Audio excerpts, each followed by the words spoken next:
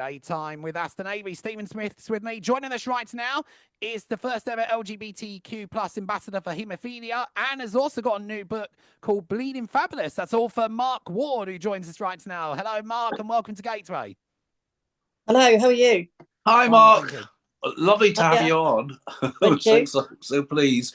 Oh, listen, congratulations on the book. For any listeners who might not know, you're the first ever LGBT ambassador of Haemophilia. Can you explain what that means, and for those that aren't familiar with it? Yes, yeah. Well, so haemophilia is a genetic bleeding disorder. So if we cut or bang ourselves, we don't stop bleeding, and that causes internal bleeding as well as external. So nosebleeds don't stop, and say the bruising inside.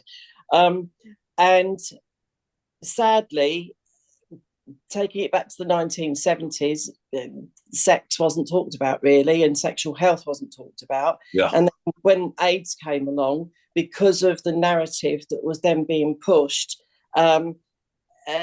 anybody who said anything about sex, it was just squashed because there was so much focus on literally keeping people alive.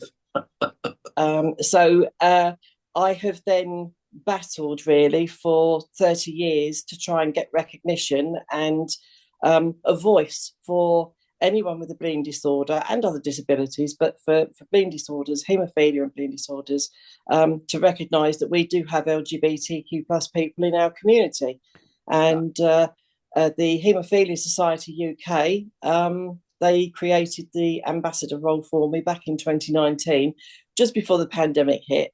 But yes, I am now officially the first LGBTQ plus ambassador for haemophilia in the world. Looking back in history, Alexa, the Tsar's son, was a haemophilia, and Rasputin was brought in to look after him to stop the bleeding. Yes, exactly.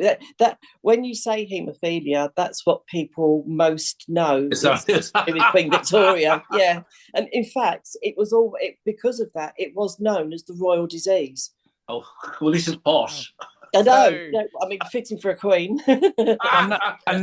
Mark, I know it was a tough question, but it has to be asked here on that as well. How did you feel when you first learned that you were HIV positive here? Because I know it's a tough question to ask, of course. No, because of the haemophilia, the treatment for haemophilia back in the 70s, 80s, and 90s was blood products. So they were sourcing the blood. Oh no! We called them skid row donors. So it was all the people on the verge of society, homeless people. Yeah. They also were doing a lot of research, and they targeted the gay community. They wanted the blood from gay men. They got all these pints of blood, put them into huge vats. I mean, we're talking 200,000 donations plus. Yeah. Mixed everything together. So anything that was in the blood was all in these big vats, was then processed off, made into treatment, and injected into the veins of little boys like me. So I believe, we don't know, but it's in my medical notes, they believe that I acquired HIV, or I was infected through contaminated blood at the age of 12. At the beginning of the 80s, 82. Oh my God, Mark! Wow. It must have been horrific for you, especially at that age, accepting it. It was, and the thing was as well that because we knew nothing about it, and also the way that we were told. I'd been in hospital for knee surgery, and I'd spent 6 weeks in hospital in London. And it was as I was being discharged from hospital, my father was wheeling me through the waiting room of the haemophilia centre. And one of the nurses popped up from behind a hatch and just literally shouted it across the waiting room.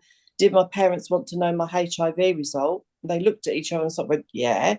And she said, oh, positive, see you next time.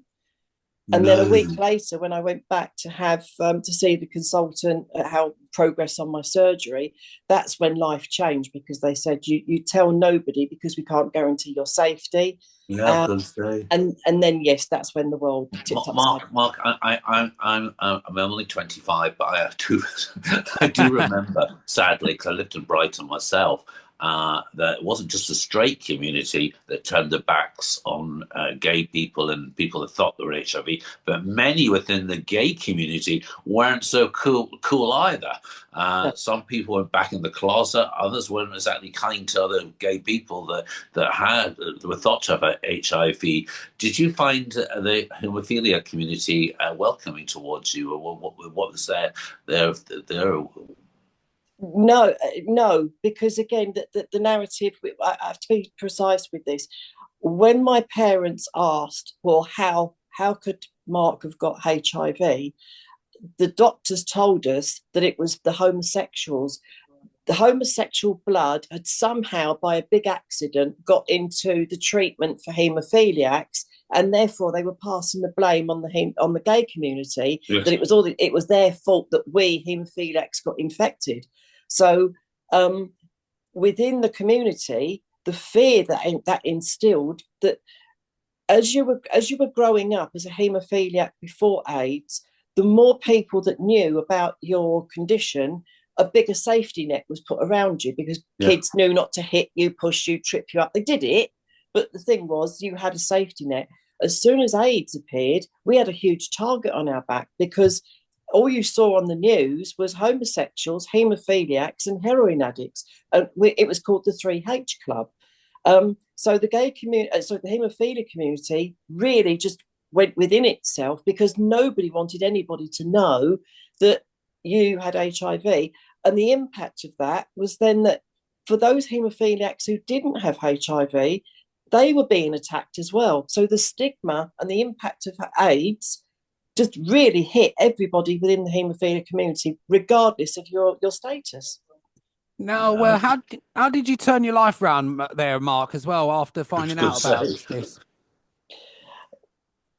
Turning my life around, really, it didn't actually happen, because being born with haemophilia in the time that I did, I used to have nosebleeds. So on a number of occasions, I almost bled to death. So death was around me. I would be in hospital and kids would be dying around me.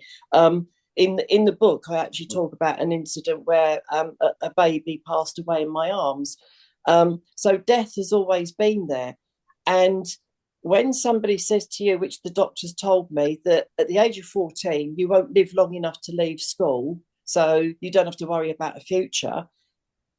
When I reached 16 and I left school, and then I still pursued my dreams, and I wanted to work with aeroplanes, and I was told they won't look at someone like you. I joined British Airways on their youth training scheme, and just literally focused on my career and literally living my dreams. And that progressed. I got taken on permanently. And the first time I stepped off a jumbo jet in Sydney, Australia, I stuck two fingers up to everybody who had doubted me and proved them all wrong. And I was flying around the world and was literally living the dream until my health just crashed, and I was then diagnosed with, they called it full-blown AIDS. No. So wow. life really, then British Airways medically retired me. And so you just said there you're diagnosed with full-blown AIDS. I've had a friend that I nursed that went in. How did you recover from that? Are you viral loads? What's the situation now? Thankfully today, because of the amazing advances that we've got, I have a non-detectable viral load. My CD4 now is way up into the normal range. I'm the U equals U. I can't pass it on. And with regards to my HIV side of things, I'm stable. Because the contaminated blood products were so bad, I was infected with all forms of hepatitis virus. So there's A, B, C, E, G. And then I was also given treatment that came from somebody who died from CJD. So that's the human form of mad cow's disease. So I'm on the at-risk register for public health purposes with that.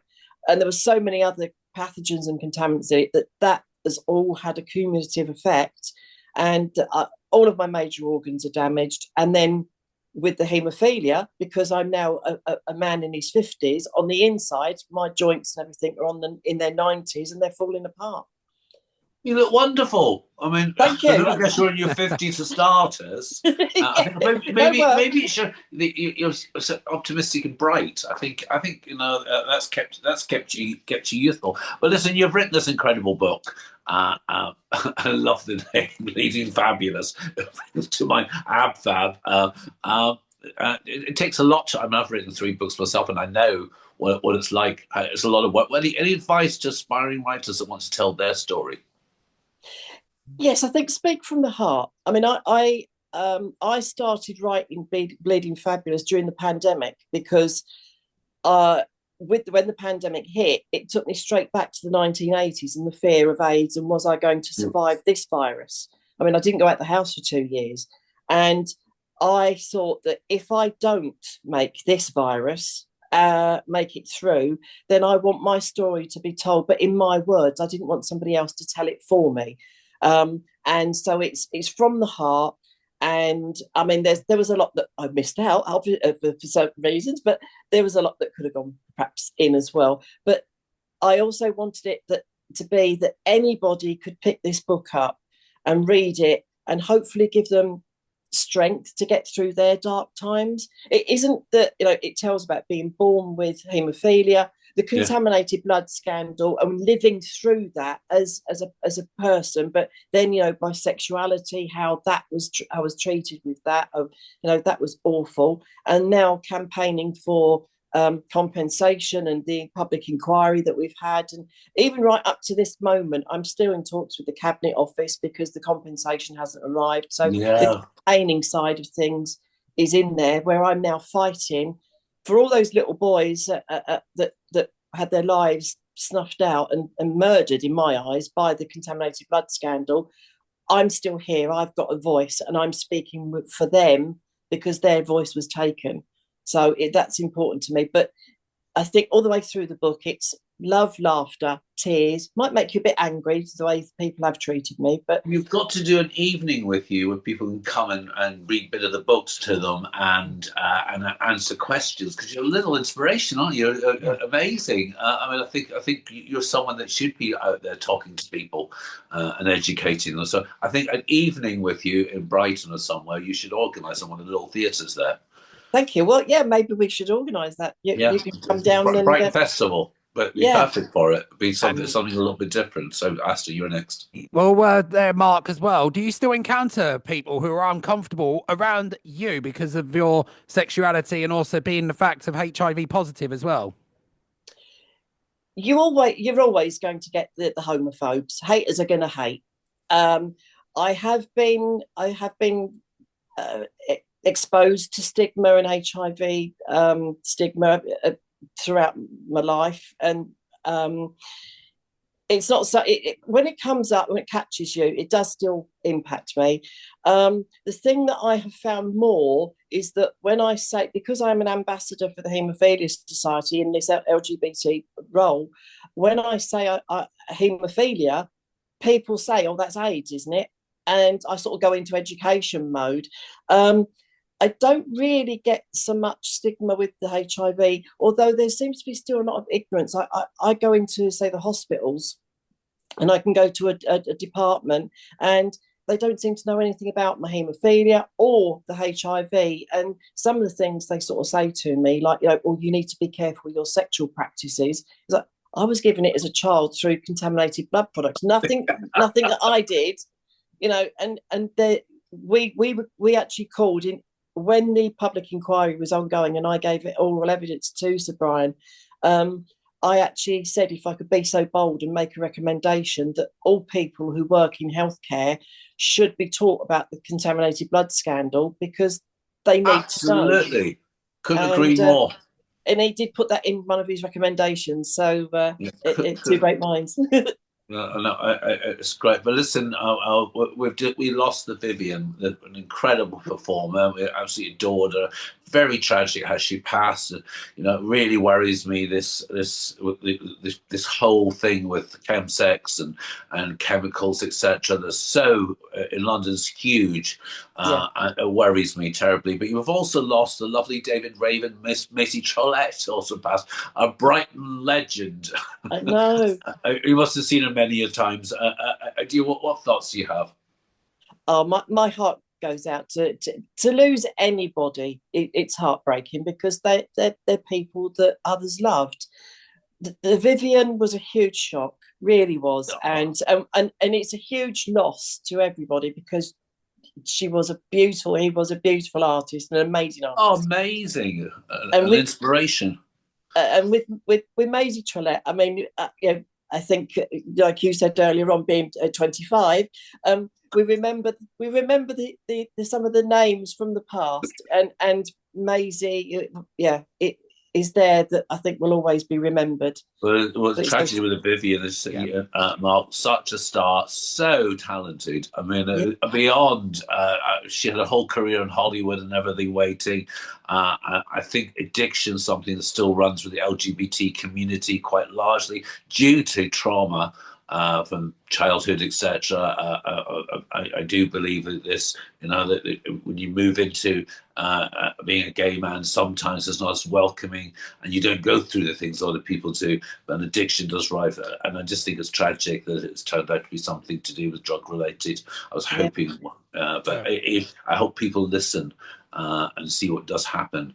I understand that. I understand that because back in the 1990s, when the hospital were telling me you're dying, my career was falling apart. I didn't want to die then. I still had too much living to do. So I was going out in the clubs in London, and you know, there were substances flying around, and I did partake because I wanted to be somebody else, not Mark the dying haemophiliac. I became somebody else, and working at GAY as well.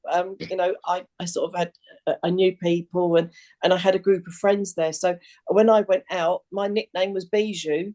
So I was Bijou the party animal, you know, and that's how I forgot. So, Mark, what's next for you, would you say there? Well, currently, because we are still waiting for the government to pay compensation, I have been going up to Newcastle to their headquarters, and I'm assisting them with their training of their new managers so they can speak to somebody impacted, infected, unaffected by the scandal. I'm a stakeholder working with NHS England because the psychological support scheme that should have come online 5 years ago has literally just come online at the end of last year. So I've been involved in building that from the ground up with them and overseeing how that's going. And of course, the campaigning for equality, HIV stigma and everything will continue. And my role as LGBT ambassador, once the campaign for compensation, the contaminated blood scandal, I can move past that, then I can focus more on actually reaching out to the global community and try and do some more better things and positive things within the community, the wider community, rather than focusing on this scandal here. But I'm also helping other victims around the world. So like some of my, I've got contacts in Australia who are fighting the scandal down there. I think you're amazing. I think someone should give you an award. You've done really well. Listen, please come on again. The book is bleeding fabulous and really great. Well, listen, we just had a couple of people on from, I'll go pluck you quickly. It was LGBT History Month. Last month, I don't know if you know that. And there's a music video, which I'll put on below, out there. It's the Legendary Children mix, and we're going to plug that. So thank you so much. How can our listeners find out more about you, Mark, before you go? I'm on all social media as Haemosexual. So twist on words there. But if you Google Mark Ward's haemophilia or bleeding disorder, and through the Haemophilia Society, I'm there, and also the campaign group Tainted Blood. So I'm available on social media on all platforms. Mark, thank you so much for coming on. We'll see you again soon. Thank you for having me. See you Take care. again soon, Mark. Bye-bye. Thank you. Bye-bye. Bye.